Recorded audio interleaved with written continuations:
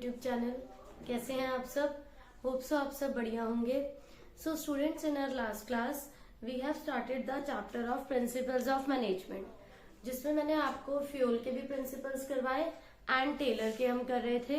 तो टेलर के प्रिंसिपल्स में मैंने आपको ये करवाया था कि standardisation and simplification of work में क्या है, फंक्शनल फोरमैनशिप क्या थी। अब है इसके बाद नेक्स्ट टॉपिक वर्क स्टडी।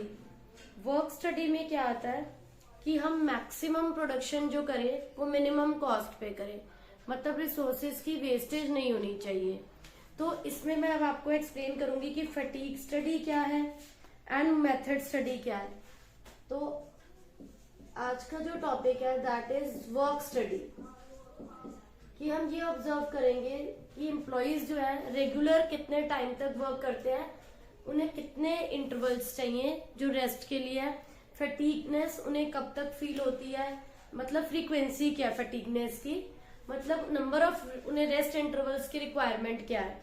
तो वर्क स्टडी क्या इंश्योर करता है कि maximum production at minimum cost, कि वर्कर्स जो है मैक्सिमम प्रोडक्शन करें एट मिनिमम कॉस्ट पर।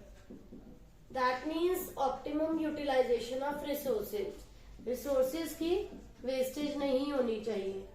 Optimum utilisation of resources.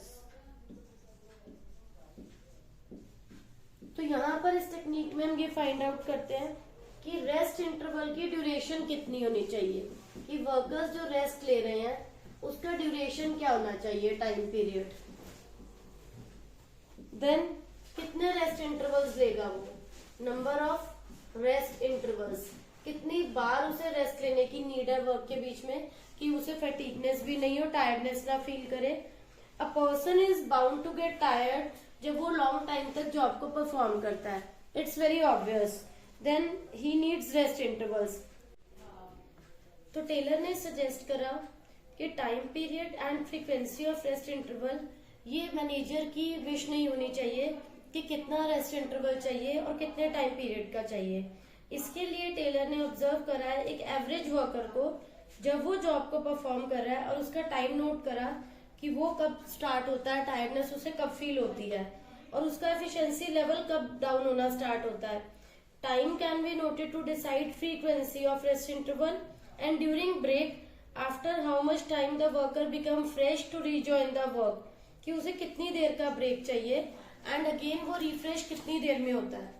इसको मैं आपको एक एग्जांपल के थ्रू बच्चों एक्सप्लेन करती हूँ। अगर 3 शिफ्ट्स है एक वर्कर के पास, इफ देयर आर 3 शिफ्ट्स, तो एक शिफ्ट के बाद वो टायर्डनेस फील हो रही है तो हम उसे क्या कहेंगे, उसे रेस्ट इंटरवल चाहिए। फिर उसमें स्मॉल पॉजेज अगर उसे मिल जाए तो उसको जो वो दोबारा से रिफ्रेशमेंट फील हो जाएगी, उसे आप थोड़ा सा ब्रेक दे दो। उसे फर्स्ट शिफ्ट के बाद थोड़ा ब्रेक दे दो, देन सेकेंड शिफ्ट के बाद थोड़ा, वो जो ब्रेक है वो डिपेंड करता है कि उसकी शिफ्ट का टाइम पीरियड क्या है। अगर वो शिफ्ट 6 आवर्स की है तो आप उसे 1 आवर का ब्रेक दे सकते हो, 3 आवर्स की है तो हाफ एन आवर का। तो इट डिपेंड्स अपॉन द कि जो आप उसे ब्रेक दे रहे हो कितने आवर्स का देना है, वो टाइम पीरियड पे डिपेंड करेगा। तो ये बहुत जरूरी है कि वो पर्सन जो है रिफ्रेश फील करे। आपने फटीगनेस में ये स्टडी करना है, उसे फटीगनेस फील हुई, आपने उसे बीच में ब्रेक दिया, उस ब्रेक से वो रिफ्रेश हो जाएगा एंड दोबारा से एक्टिव मोड पर काम करेगा। तो this is the fatigue study. Next है बच्चों मेथड स्टडी। मेथड स्टडी में हम क्या कहते हैं, मेथड स्टडी कि there should be one best method जिससे कि कॉस्ट ऑफ प्रोडक्शन कम आए और रिसोर्सेज का बेस्ट यूज हो सके। Method study is best use हो जाए रिसोर्सेज का और लो कॉस्ट आए, low cost and maximum production.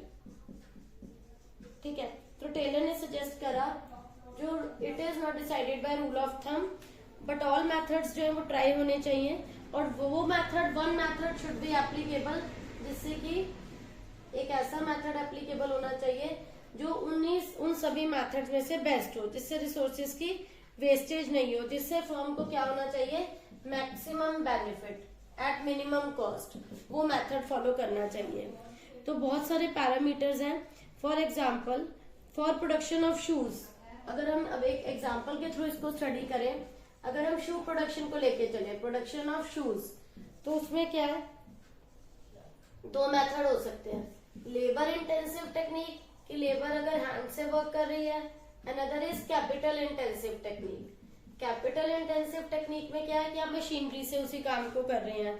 तो अब आप ये इवेलुएट करोगे दोनों में से कॉस्ट किस में कम आ रही है, तो जिसमें आपकी मिनिमम कॉस्ट होगी आप उस मेथड को फॉलो करेंगे कि शू की जो प्रोडक्शन है अगर वो मशीन लगाकर उससे ज्यादा अच्छा हो रहा है, आपकी कॉस्ट कम आ रही है, तो हम कैपिटल इंटेंसिव टेक्निक यूज करेंगे। बट अगर लेबर हैंडवर्क यूज करके ज्यादा अच्छा कर रही है, कॉस्ट उसमें कम आ रही है, तो हम उसे ऑप्ट करेंगे। तो हम ये कंपेयर करते हैं कि हमारी कॉस्ट किस में कम है, which method is best method, हम उसी को फॉलो करते हैं। तो बच्चों यहाँ पर मेथड स्टडी में मेन आपका फोकस रहेगा कि हमें कॉस्ट को क्या करना है, कम करना है, और आपका प्रोडक्शन क्या होना चाहिए, मैक्सिमम होना चाहिए, एफिशिएंसी आनी चाहिए उसके अंदर। इसके बाद बच्चों नेक्स्ट आता है आपका टाइम स्टडी। अब बच्चों टाइम स्टडी में क्या आएगा, there should be a best technique जिससे कि क्या हो, आपका काम टाइमली हो जाए। तो यहाँ हम क्या करते हैं, वर्कर्स को टाइमली एक उन्हें टारगेट देते हैं कि उस पर्टिकुलर टाइम पीरियड के अंदर उन्हें वो टारगेट अचीव करना है। सभी वर्कर्स के लिए हम टारगेट फिक्स करते हैं कि उन्हें यूनिट वाइज इतना प्रोडक्शन करके देना है। एंड वो जो टारगेट है वो मैनेजर्स की विश के अकॉर्डिंग नहीं होगा, आप उन्हें एनालाइज करेंगे कि वर्कर्स की स्पीड क्या है, उन्हें नॉर्मली कितना टाइम लगता है उसी काम को करने में। तो time study is the study about the time taken by an employee to perform that particular job. इसमें हमें और फोकस क्या होना चाहिए, standard time required to perform a job, it depends upon the efficiency of workers. ये manager अपनी मर्जी से नहीं करेंगे, क्योंकि वर्कर्स को एफिशिएंटली काम करना है, it depends upon the talent of workers. अगर मैनेजर अपने अकॉर्डिंग करेगा वो अचीव नहीं कर पाएंगे, there can be deviations. Then is the setting up standard target for workers. यहाँ था स्टैंडर्ड टाइम, उस पूरी जॉब को करने के लिए टाइम कितना चाहिए। Then is the setting up the standard target कि आप हर वर्कर का टारगेट फिक्स करेंगे कि उसको कितना कितना काम कितने टाइम में करके देना है। Setting up standard target for workers. Then determining the number of workers required to do that particular job, कि उस पर्टिकुलर जॉब के लिए आपको ये पता होना चाहिए कि उस पर्टिकुलर जॉब के लिए कितने नंबर ऑफ वर्कर्स आपको चाहिए। Determine the number of workers to do that job. After that आप ये देखेंगे कौन से वर्कर्स हैं जो टाइमली वर्क को कंप्लीट कर रहे हैं एंड कितने वर्कर्स हैं जो नहीं कर पा रहे। तो उसको आप बोलेंगे, हम कैटेगरी में डिवाइड करते हैं, categorise the efficient and inefficient. Two types की कैटेगरीज होती हैं, वो लोग जो काम को अच्छे से परफॉर्म कर लेंगे, द एफिशिएंट वर्कर्स, एंड जो नहीं कर पाएंगे, इनएफिशिएंट। अब टेलर ने सजेस्ट करा कि एक पर्टिकुलर जॉब को जो टाइम के लिए टाइम चाहिए, it can not be decided by the intuition, ठीक है, या wish of manager, but time study must be conducted to determine the standard time efficiently. उसके लिए उसने एक एवरेज वर्कर को ऑब्जर्व करा स्टॉप वॉच के थ्रू, और उसका एवरेज टाइम नोट करा कि उसने कितना टाइम लिया है।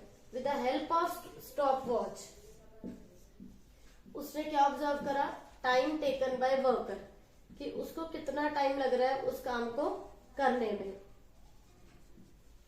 ठीक है, उसने इस चीज को ऑब्जर्व करा। फिर टेलर ने सेम ऑब्जर्वेशन को 100 टाइम्स करा डिफरेंट वर्कर्स पर, क्योंकि सभी वर्कर्स को डिफरेंट टाइम लगेगा। Then he calculate an average time, उसने एक एवरेज टाइम निकाला कि उसने एक पर्टिकुलर टास्क को डिफरेंट पर्सन्स को दिया and different time notice observe करा। देन उसने एक एवरेज टाइम पे आया कि अलग अलग लोगों को कितना कितना टाइम लगता है, तो एक एवरेज टाइम निकाल लिया और उस एवरेज टाइम को टारगेट फिक्स करके सब वर्कर्स को दे दिया कि सब वर्कर्स को उस टारगेट के अकॉर्डिंग काम को करके देना है। Now those who are able to achieve the target, those are efficient workers, and वो जो नहीं कर पाएंगे दे बिकम्स इनएफिशिएंट वर्कर्स। तो इस टाइप से इस स्टडी को कंडक्ट करा गया which is known as time study. Then is the motion study. Motion study में क्या आएगा, इसमें हमारा ऑब्जेक्टिव है कि हम वर्कर की मूवमेंट्स को देखेंगे कि उसकी मूवमेंट्स कितनी होती हैं, हाउ मेनी टाइम्स वो जो भी मटेरियल है उसे पिक करता है या उसे अपनी प्लेस मोशन स्टडी में मूवमेंट्स कितनी परफॉर्म करनी होती है। तो यहाँ पर हमारा जो टारगेट रहेगा, हम वर्कर की जॉब पे जो भी वो काम कर रहा है वर्कर की मूवमेंट्स को स्टडी करते हैं। टू स्टडी, यहाँ पर आएगा to study the movement of workers, कि वो अपने प्लेस से कितनी बार मूव करता है, वो रिगार्डिंग मटेरियल है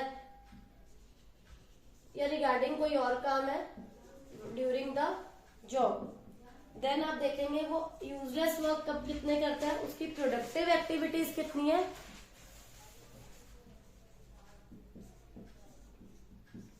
एंड अनप्रोडक्टिव कितनी है। तो यहाँ पर हम ये भी ऑब्जर्व करेंगे कि उस वर्कर की प्रोडक्टिव एक्टिविटीज कितनी है एंड अनप्रोडक्टिव एक्टिविटीज कितनी है। फिर हम ये ट्राई करेंगे कि उसकी अनप्रोडक्टिव एक्टिविटीज को हम खत्म कर दें। जो भी वो फालतू के काम कर रहा है उन्हें आप कट ऑफ कर दो, फालतू के कामों को हम हटाया जा सकता है। देन आप सुटेबल इक्विपमेंट्स को डिजाइन कर सकते हैं, टूल्स को डिजाइन कर सकते हैं जिससे कि उसके अनप्रोडक्टिव मूवमेंट जो है वो मिनिमाइज हो जाए। फॉर कटिंग डाउन, उसकी यूजलेस एक्टिविटीज को, अनप्रोडक्टिव मूवमेंट को आप हटा दो, वो इन्वॉल्व नहीं करो। अनप्रोडक्टिव मूवमेंट्स को हम हटा सकते हैं। Then we can design suitable equipments and machines की मिनिमाइज करते हैं हम उन अनप्रोडक्टिव मूवमेंट्स को। तो यहाँ पर इसे मैं केस स्टडी के थ्रू समझाती हूँ आपको। जब वो ऑब्जर्व कर रहा था टेलर एवरेज वर्कर को, ये ऑब्जर्व करा गया कि वर्कर को बहुत बार बेंड करना पड़ता है टूल्स को टूल बॉक्स से पिकअप करने के लिए। Worker has to bend so many times while picking tools from tool box. तो उसने सोचा कि अगर सभी वर्कर्स की टेबल के पास, सीट के पास ही सभी को टूल बॉक्स अरेंज करके दे दिया जाए तो उनकी एनर्जी वेस्ट नहीं होगी बार बार बेंडिंग में। जैसे कि उन्हें बार बार बेंडिंग में टाइम वेस्ट करना पड़ रहा था, सेम एनर्जी को वो यूज कर सकते हैं अपनी प्रोडक्शन कैपेसिटी को इम्प्रूव करने में। मतलब बार बार अगर एक वर्कर ही is going to pick up the tools या उसकी बेंडिंग की मूवमेंट्स जो हो रही हैं, इससे उसकी एफिशिएंसी रिड्यूस होती है। बट अगर आप उसको सेम लेवल पर उस टूल को प्रोवाइड कर देते हैं, टूल बॉक्स को, इक्विपमेंट्स को, तो उसका टाइम वेस्ट नहीं होगा, उसका एनर्जी लेवल मेंटेन रहेगा, एफिशिएंसी लेवल मेंटेन रहेगा। तो इससे क्या है, वो अपनी एनर्जी को कहाँ यूटिलाइज कर सकता है, प्रोडक्शन कैपेसिटी को इम्प्रूव करने में। तो this is all about the motion study.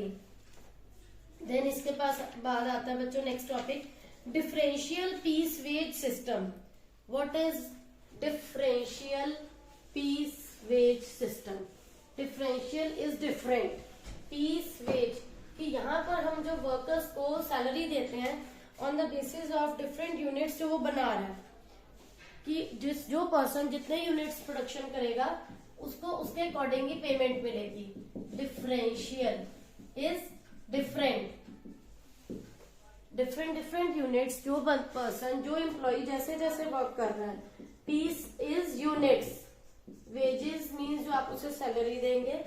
System, differential piece wage system, यहाँ पर हमारा जो फोकस रहेगा पेइंग डिफरेंट वेजेस। देखो दो कैटेगरीज के एम्प्लॉयज होते हैं, one are efficient, another are inefficient. तो एफिशिएंट और इनएफिशिएंट की जो पेमेंट है वो डिफरेंट है, तो आप उनको दोनों का पे स्केल डिफरेंट रखेंगे। एफिशिएंट एंड इनएफिशिएंट की जो पेमेंट है वो डिफरेंटली होगी।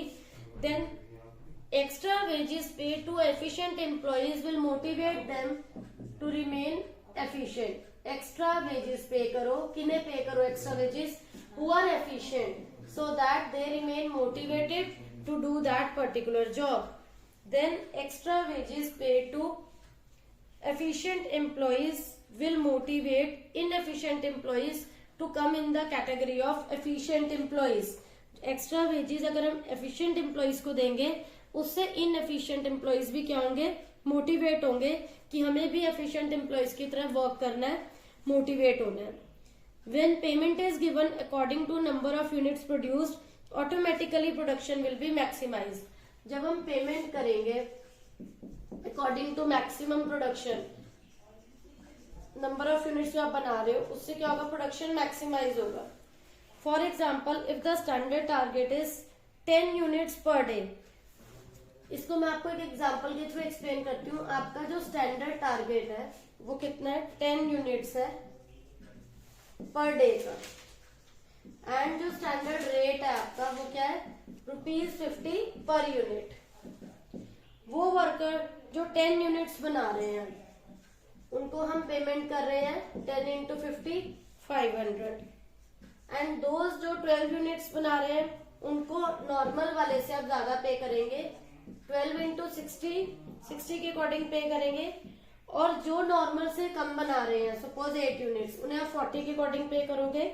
तो इससे क्या होगा, जो वर्कर्स कम कर रहे हैं वो मोटिवेट होंगे कि उन्हें, अगर उन्होंने भी अच्छा परफॉर्म करा, स्टैंडर्ड को अचीव करा, तो उन्हें भी हम हाईली, जो हाई वाला रेट स्टैंडर्ड रेट फिक्स है उसके अकॉर्डिंग हम पेमेंट कर रहे हैं। अगर आप उन्हें मोटिवेट करना चाहते हो तो उन्हें भी आप अच्छा पे करो, सो दैट वो भी क्या हो, मोटिवेट हो जाए। इसके बाद लास्ट आता है बच्चों इसमें आपका mental revolution. Differential piece wage के बाद आता है मेंटल, वर्क स्टडी करा, मोशन स्टडी करा, time study, differential pieces, mental revolution. What is mental revolution? The objectives of mental revolution are, it is revolving the mind of workers, mental attitude को revolve करना, change करना। किसके mental attitude को change करना? Attitude of workers towards management. Attitude of workers towards manager. Always there should be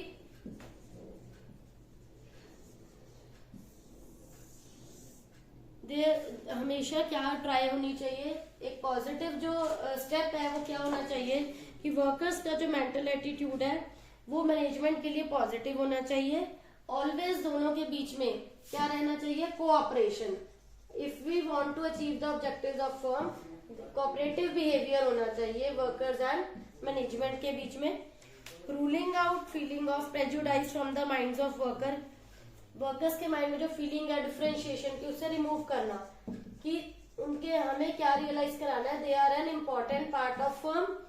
अगर वो अच्छा करेंगे उन्हें फर्म एक्स्ट्रा पे करेगी, they are an important part of firm. उन्हें एक्स्ट्रा सैलरी दो, उनको आप क्या रियलाइज कराओ, they are an important part of the firm. अगर एक्स्ट्रा अर्निंग होगी तो फर्म उसमें से उन्हें कॉन्ट्रीब्यूशन जरूर देगी। Now Taylor said that generally in every organisations worker feels that management exploits them, they overburden them with excess work and pays them less. On the other hand, management feels that workers always grumble, they follow go slow policy. दोनों के अपने अपने mindsets हैं। Like workers को लगता है कि firm उनका यूज कर रही है, they treat them as a lower part of the society, lower part of the firm, and managers के माइंड में रहता है they always follow slow on process, कि they don't want to work efficiently, they damage equipment, they work carelessly. तो both groups suspect each other. In the technique of mental revolution, Taylor ने stress करा कि there is a need to change the attitude of workers towards manager. Positive होना चाहिए दोनों groups का। He referred to change as a revolution of mind, कि workers के mind में भी पॉजिटिव थिंकिंग होनी चाहिए एंड मैनेजमेंट के माइंड में भी, they both should have positive thinking and feeling of cooperation with each other. तो बच्चों इन टेक्निक्स को, जो हमने ये इन प्रिंसिपल्स को स्टडी करा है, इसमें आपका इम्पोर्टेंट क्या है कि इससे क्या होता है, एफिशिएंसी इंप्रूव होती है एम्प्लॉइज की थ्रू सिंप्लीफिकेशन एंड स्पेशलाइजेशन। आपने जो ये time study, motion study conduct करा, डिफरेंशियल पीस वेज सिस्टम, इनके थ्रू क्या होता है, बिजनेस की एफिशिएंसी इंप्रूव होगी। अगर वर्क जितना वर्क को सिंप्लीफाई करोगे, according to specialisation work assign करेंगे, it helps in reducing cost of production, कम हो जाएगी। ठीक है, नेक्स्ट है फर्म एंड उनके बीच में, वर्कर्स एंड मैनेजमेंट के बीच में कॉपरेशन डेवलप होगा, म्यूचुअल अंडरस्टैंडिंग डेवलप होगी। More training to improve the skill of workers, it enables the worker to earn more with the introduction of differential piece wage system. इससे क्या होगा, workers की ability increase होती है कि उनकी अर्निंग इंक्रीज होगी अगर हम डिफरेंशियल पीस वेज सिस्टम को इंट्रोड्यूस करते हैं। Because those who are not so efficient, वो भी ज्यादा अच्छा करने की ट्राई करेंगे। उन्हें लगेगा कि हम अगर ज्यादा अच्छा परफॉर्म करते हैं उसके लिए हमें एक्स्ट्रा सैलरी मिल रही है, तो वो भी अच्छा परफॉर्म करेंगे। तो बच्चों this is all about principles of management. Scientific भी यहाँ कंप्लीट हो गया है, फ्यूल्स के भी। तो होप सो बच्चों आप सबको ये टॉपिक क्लियर हो गया होगा, कोई डाउट नहीं होगा। Still you are having any doubt, please ask in comment section. Thank you.